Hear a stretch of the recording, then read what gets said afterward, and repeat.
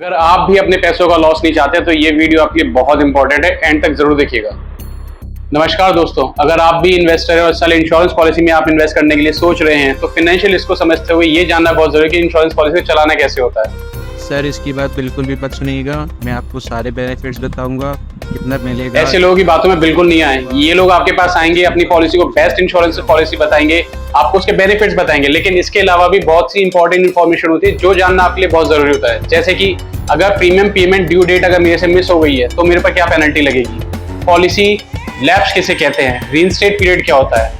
Reinstate period समझना बहुत जरूरी है, लेकिन उससे पहले समझना जरूरी है कि पॉलिसी लैप्सेशन कहते कैसे। आप अपनी इंश्योरेंस पॉलिसी का पेमेंट ड्यू डेट मिस कर देते हैं तो इंश्योरेंस कंपनी जनरली आपको 30 दिन का ग्रेस पीरियड प्रोवाइड करते हैं, जिसमें आप इंश्योरेंस के प्रीमियम पे कर सकते हैं, वो भी बिना किसी पेनल्टी के। लेकिन अगर ये पीरियड भी मिस हो जाता है तो पॉलिसी आपकी लैप्स हो जाती है। ऐसे में जरूरी है जानना कि रीइंस्टेट पीरियड क्या होता है। अकॉर्डिंग टू आरडी गाइडलाइन हर इंश्योरेंस पॉलिसी का एक रीइंस्टेट पीरियड होता है। ये रीइंस्टेट पीरियड डिपेंड करता है इंश्योरेंस पॉलिसीज और इंश्योरेंस कंपनी के ऊपर, जो कि 2 से 3 साल के बीच में वेरी करता है।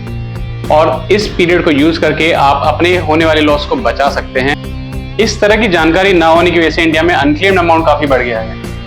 लेटेस्ट डेटा के अकॉर्डिंग इंडिया में टोटल अनक्लेम्ड अमाउंट 42,270 करोड़ रुपए का है, जिसमें से सिर्फ 21,540 करोड़ का अनक्लेम्ड अमाउंट LIC के पास है। और इसका एक रीजन ये समझ में आता है कि लोगों के अंदर अवेयरनेस है ही नहीं कि पॉलिसी को कंटिन्यू कैसे करना है, और आपकी मेहनत के पैसे इंश्योरेंस कंपनी के अनक्लेम्ड अमाउंट में ऐड हो जाते हैं। ये अनक्लेम्ड अमाउंट है क्या? ये हमारा ही पैसा है जो हमने कभी क्लेम नहीं किया, और इसकी मेजर वजह है लैक ऑफ अवेयरनेस और टर्म्स एंड कंडीशंस को ठीक से ना पढ़ना।